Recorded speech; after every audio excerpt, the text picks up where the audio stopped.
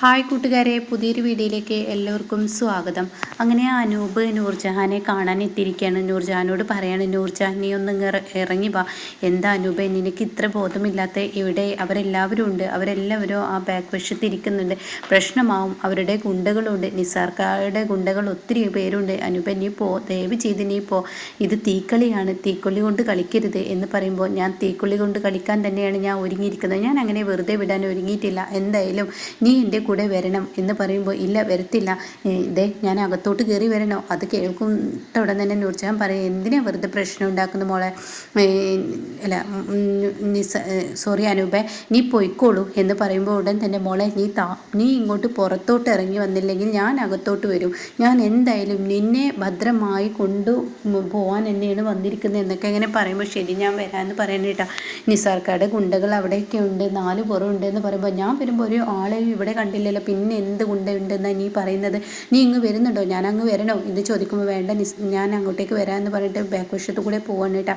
അങ്ങനെ ഈ സമയം ഇതൊക്കെ കണ്ട അമ്മായി അപ്പുറത്ത് നിൽക്കുന്നുണ്ടാവും.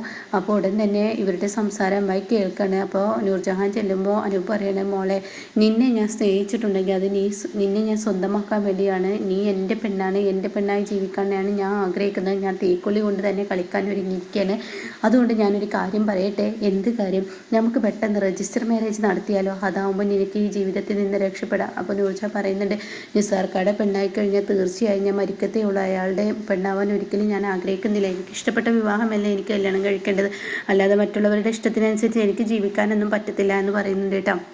ആ സമയം ഇതൊക്കെ കേട്ടിട്ട് ഇവിടെ പുറത്തിങ്ങനെ ഇവരുടെ അമ്മായി നിൽക്കുന്നുണ്ട് കേട്ടോ. അപ്പോൾ നൂർജഹാനോട് പറയണേ, എന്തായാലും നീ നാളെ കഴിഞ്ഞ് മറ്റന്നാൾ നീ എന്തായാലും ഇന്ന റോഡിലോട്ട് വാ, അവിടെ ഞാൻ വിളിക്കാം. അപ്പോഴേക്കും നമുക്ക് അവിടെ രജിസ്ട്രേഷൻ നടത്താം. പിന്നീട് നിയമപരമായി നമ്മൾ ഭാര്യ ഭർത്താവായി, അതുകൊണ്ട് ഇനി പേടിക്കാനില്ല എന്നുള്ള വാക്കുകളൊക്കെ പറയുമ്പോൾ അത് കേൾക്കുമ്പോൾ ഒരുപാട് സമാധാനമാവാണ് കേട്ടോ. അങ്ങനെ അകത്തോട്ട് കയറി ചെല്ലുമ്പോൾ ഉടൻ തന്നെ നസീറിൻ്റെ മുമ്പ് ചോദിക്കാൻ, നീ എന്താ നൂർജഹാൻ കാണിക്കുന്നത്? നീ കളിക്കുന്നത് തീക്കൊള്ളി കൊണ്ടാണെന്ന് നീ മനസ്സിലാക്കണം. അവർ വെറുതെ വിടില്ല, അവരുടെ സ്വഭാവം നിനക്കറിയില്ല എന്ന് പറയുമ്പോൾ, അമ്മായി എന്നെ രക്ഷിക്കണമെന്ന് പറഞ്ഞ്, സോറി മാമി നട്ട വിളിക്കുന്നത്, മാമി എന്നെ രക്ഷിക്കണമെന്ന് പറഞ്ഞ് മാമിയെ കെട്ടിപ്പിടിക്കുന്നുണ്ട് കേട്ടോ. എന്നിട്ട് പൊട്ടി കരയാണ്. മാമി എനിക്ക് പറ്റത്തില്ല, എനിക്ക് ഇഷ്ടമില്ലാത്ത ഒരാളുടെ കൂടെ വിവാഹം കഴിക്കുന്നത് എനിക്കിഷ്ടമല്ല. അപ്പോൾ നിൻ്റെ ഉമ്മക്ക് കൊടുത്ത വാക്ക് എന്ന് പറയുമ്പോൾ, എൻ്റെ ഉമ്മക്ക് എന്നെ നന്നായി സംരക്ഷിച്ചോളാം എന്നല്ല വാക്ക് കൊടുത്തിട്ട്, അല്ലാതെ നസീർഖാനെ കല്യാണം കഴിപ്പിക്കണം എന്നൊന്നും എൻ്റെ ഉമ്മക്ക് മാമി വാക്ക് കൊടുത്തിട്ടില്ല. അതുകൊണ്ട് മാമി എന്നെ രക്ഷിക്കണം. മാമി വിചാരിച്ചാൽ മാത്രമാണ് എനിക്ക് ഇതിന് രക്ഷപ്പെടാൻ കഴിയുള്ളൂ. മോളെ നീ എന്താ ഈ പറയുന്നത്? ഈ മാമിക്ക് എന്ത് ചെയ്യാൻ കഴിയും? തീർച്ചയായും മാമി എന്നെ രക്ഷിക്കും. മാമി എനിക്ക് പേടിയാവുന്നു. മാമി എനിക്കിതിൽ നിന്ന് രക്ഷപ്പെടണം. ഇവരുടെ കൂടെ എനിക്ക് ജീവിക്കാൻ പറ്റത്തില്ല എന്നൊക്കെ ഇങ്ങനെ പറയുന്നുണ്ട് കേട്ടോ. പിന്നീട് ഒരു ഓട്ടോ കാത്തിട്ട് ഒരു അച്ഛനും മകളും ഇങ്ങനെ നിൽക്കുന്നുണ്ട്. അത് വിഷ്ണുവിൻ്റെ വണ്ടി കാത്തിട്ടാണ് നിൽക്കുന്നത്. വിഷ്ണു ആ വഴിക്ക് വരികയാണ്. അവരുടെ ഓട്ടോ പെട്ടെന്ന് കേടായിരിക്കുകയാണ്. അങ്ങനെ വിഷ്ണുവിന് ഇങ്ങനെ കൈ നീട്ടുകയാണ്. അപ്പോൾ വിഷ്ണു ഇവിടെ നിർത്തുന്നുണ്ട്. എന്താണെന്ന് ചോദിക്കുമ്പോൾ, എൻ്റെ വണ്ടി കേടായത് കൊണ്ട് ഇവർ ആ ജംഗ്ഷനിലൊന്ന് ഇറക്കി വിടുമോ, അല്ലെങ്കിൽ ഇവരുടെ വീട്ടിലോട്ട് എത്തിക്കുമോ എന്നൊക്കെ ചോദിക്കുമ്പോൾ അവർ പറയുന്നുണ്ട്, അയ്യോ പറ്റത്തില്ലല്ലോ എന്ന് പറയുന്നുണ്ട് കേട്ടോ. അപ്പോൾ അവരോട് വിഷ്ണു പറയുന്നുണ്ട്, ഈ സമയം മോനെ എനിക്ക് നടക്കാൻ വയ്യ, ജംഗ്ഷൻ വരെ ഒന്നും നടക്കാനുള്ള ഒരു ഇതല്ല, പിന്നെ എൻ്റെ കൂടെ പെൺകുട്ടിയാണ്, അവളെയും കൊണ്ട് ഞാൻ പോകുന്നത് ഭയങ്കര അപകടമല്ലേ, അതുകൊണ്ട് മോനെ നീ ഒന്ന് പറഞ്ഞത് കേൾക്ക്, ജംഗ്ഷൻ വരെയെങ്കിലും ആക്കിക്കൊണ്ടാ എന്ന് പറയുമ്പോൾ വിഷ്ണുവിന് അവിടെ ഒരു അലിവ് തോന്നുന്നു കേട്ടോ. അപ്പോൾ വിഷ്ണു പറയും, ശരി ഞാൻ ആക്കിത്തരാം എന്ന് പറഞ്ഞിട്ട് വിഷ്ണു കയറ്റുന്നുണ്ട് കേട്ടോ. പിന്നീട് ഈ ഒരു വണ്ടിയിലൂടെ ഈ പെൺകുട്ടിയുടെ മുഖത്തോട്ട് വിഷ്ണു ഇടയ്ക്കിടയ്ക്ക് ഇങ്ങനെ നോക്കുന്നുണ്ട് കേട്ടോ. ആ സമയം ആ പെൺകുട്ടിയോട് അതിൻ്റെ അച്ഛനോട് ചോദിക്കുന്നുണ്ട്, നിങ്ങളുടെ മകളെയും കൊണ്ട് ഈ അർദ്ധരാത്രി ഇത്രയും അസമയമാവുന്നത് വരെ നിങ്ങൾ എന്തിനങ്ങനെ നടന്നത്? അപ്പോൾ അവർ പറയാണ്, എൻ്റെ മകളുടെ കല്യാണക്കാര്യത്തിന് വേണ്ടിയിട്ട് എൻ്റെ കുഞ്ഞ് തന്നെയാണ് ഓടുന്നത്, അവളുടെ കല്യാണക്കാര്യം നടത്തണ്ടേ, കല്യാണത്തിന് ഡേറ്റൊക്കെ ഉറപ്പിച്ചിട്ടുണ്ട്, അപ്പോൾ കാര്യങ്ങൾ നടത്താൻ അവൾ തന്നെയേ ഉള്ളൂ, അപ്പോൾ കൂടെ ഞാൻ വന്നു എന്നുള്ളൂ, അതുകൊണ്ടാണ് എന്നൊക്കെ ഇങ്ങനെ പറയുന്നുണ്ട് കേട്ടോ. ഇതിനിടയ്ക്ക് വിഷ്ണു ആ പെൺകുട്ടിയെ ഇങ്ങനെ ഗ്ലാസ്സിലൂടെ ഇടയ്ക്കിടയ്ക്ക് ഇങ്ങനെ നോക്കുന്നുണ്ട് കേട്ടോ. ഇതേ സമയം രാഘവൻ കെട്ടിമറിഞ്ഞ് വീഴുന്ന ആ ഒരു രംഗമാണ് കാണിക്കുന്നത്. രാഘവൻ കെട്ടിമറിഞ്ഞ് വീഴുന്നത് കാണുമ്പോൾ ആകെ പേടിയോടുകൂടി സത്യഭാമ അലറി വിളിക്കുകയാണ്. ഉറക്കത്തിൽ കണ്ട സ്വപ്നമാണ്.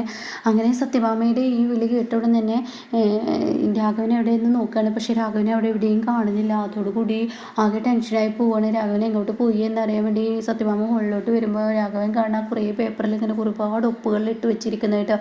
ഇത് കാണുന്ന സത്യഭാമ നിങ്ങൾക്ക് എന്താ പറ്റിയത്? അത് ഞാൻ എൻ്റെ ഉപ്പ് ഓർക്കുന്നില്ല, ആ ഉപ്പ് ഇട്ട് പഠിക്കുകയാണ്. എന്തുപ്പ്, എവിടുത്തെ ഉപ്പ്, എങ്ങനെ ഉപ്പ് എന്നൊക്കെ ചോദിക്കുന്നുണ്ട്. ആ സമയം പറയുകയാണ് ഒന്ന് ശാലിനി എന്നോട് ഉപ്പിടാൻ പറഞ്ഞപ്പോൾ എനിക്ക് പറ്റിയില്ല. അപ്പോൾ ഉടൻ തന്നെ അവിടെ സത്യഭാമ പറയണേ, ഈ ശാലിനി എന്ന് പറയുന്നവളെ നിങ്ങളെ കൊണ്ടുപോയിട്ട് ഈ ഒരു അവസ്ഥയിൽ എത്തിച്ചല്ലോ, എന്താ ഇപ്പം ഉണ്ടായത്, എന്താ അവിടെ സംഭവിച്ചത് എന്നറിയാതെ അങ്ങനെ ദേഷ്യപ്പെടുന്നുണ്ട് കേട്ടോ. ആ സമയം വിഷ്ണുവിൻ്റെ വണ്ടി വന്ന് നിൽക്കുന്ന ശബ്ദം കേൾക്കുകയാണ്. അപ്പോൾ സത്യഭാമ അവനെത്തിയോ? എന്നിട്ട് വിഷ്ണു അകത്തോട്ട് കയറി വരുമ്പോൾ വിഷ്ണുവിനോട് ചോദിക്കുകയാണ്, ഇതുവരെ നീ എവിടെയായിരുന്നടാ, ഇത്രയും നേരം എവിടെയായിരുന്നു? അതമ്മേ, എനിക്കിന്ന് നേരം വൈകിട്ടുള്ളൊരു ഓട്ടോ ആണ് കിട്ടിയത്. ഓ, അത്രയുള്ള നേരം വൈകിയുള്ള ഓട്ടോ ഒന്നും വേണ്ടെന്ന് ഞാൻ നിന്നോട് പറഞ്ഞിട്ടില്ല, പിന്നെ എന്തിനാ നീ അതിന് നിൽക്കുന്നത് എന്ന് പറയാം കേട്ടോ. ഇതെന്താ അച്ഛനെ ഉറങ്ങാത്ത? അത് തന്നെ, നിൻ്റെ ഭാര്യ ഒന്ന് കൊണ്ടുപോയിട്ട് ഈ കോലത്തിലാണ് നിൻ്റെ അച്ഛനെ കൊണ്ടുവന്നത്. എന്താ അമ്മേ, എൻ്റെ ഭാര്യ കൊണ്ടുപോയിട്ട് ഈ കോലത്തിൽ? എന്താ അമ്മ പറയുന്നത്? എനിക്ക് മനസ്സിലായില്ല. അതന്നെ എനിക്ക് മനസ്സിലാവാത്തത്. നിൻ്റെ ഭാര്യ കൊണ്ടുവന്നതിന് മുതൽ ഇങ്ങനെ ഉറക്കം കൂടി ഒഴിച്ചിട്ട് ഇവിടെ ഇരുന്ന് ഒപ്പിടുകയാണ് എന്ന് പറയട്ടോ. ഇത് കേൾക്കുന്നതിനോട് കൂടിയിട്ട് വിഷ്ണു പറയും, എന്താ അമ്മ ഇങ്ങനെയൊക്കെ പറയുന്നത്? അപ്പോൾ ഉടൻ തന്നെ എന്താ അച്ഛാ സംഭവിച്ചത് എന്ന് ചോദിക്കുന്നുണ്ട്. അപ്പോൾ രാഘവൻ പറയണേ, എടാ മോനെ, നമ്മുടെ ശാലിനി എൻ്റെ വീട് എൻ്റെ പേരിലാക്കാൻ വേണ്ടി ശ്രമിച്ചതാണ്, പക്ഷേ എനിക്ക് ഒപ്പിടാൻ കഴിയാത്തത് കൊണ്ട് തന്നെ അവർ രജിസ്ട്രേഷൻ നടത്തില്ല എന്ന് പറഞ്ഞിട്ട് അവർ തിരികെ വിട്ടടാ. അതും ആലോചിച്ചെടുക്കുകയാണ് ഞാൻ, എൻ്റെ ഒപ്പ് എങ്ങനെയാണെന്ന് എനിക്ക് ഓർമ്മയില്ലടാ എന്നൊക്കെ പറയുമ്പോൾ ഉടൻ തന്നെ, എന്താ അമ്മ, നല്ല കാര്യം ശാലിനി ചെയ്തിട്ടും നിങ്ങൾ എന്താ ഇങ്ങനെയൊക്കെ പറയുന്നത്? അത് കേൾക്കുന്ന സത്യഭാമ പറയണേ, എടാ നല്ല കാര്യം എന്ന് പറഞ്ഞ് നീ സപ്പോർട്ട് ചെയ്യണ്ട, ആ വീടും ആ പറമ്പും എനിക്ക് നീ വേണ്ടടാ, അതൊന്നും എനിക്ക് വേണ്ട, എനിക്ക് ഇങ്ങനെ ഒരു ജീവിതം മതി, അതൊക്കെ മടുത്തു. നിൻ്റെ ഭാര്യ വെറുക്കപ്പെട്ടവളാണ് ഞാൻ, അവളെ ഇനിയിപ്പോൾ എന്ത് കാര്യം എനിക്ക് ചെയ്തു തന്നിട്ട് ഒരു കാര്യമില്ല.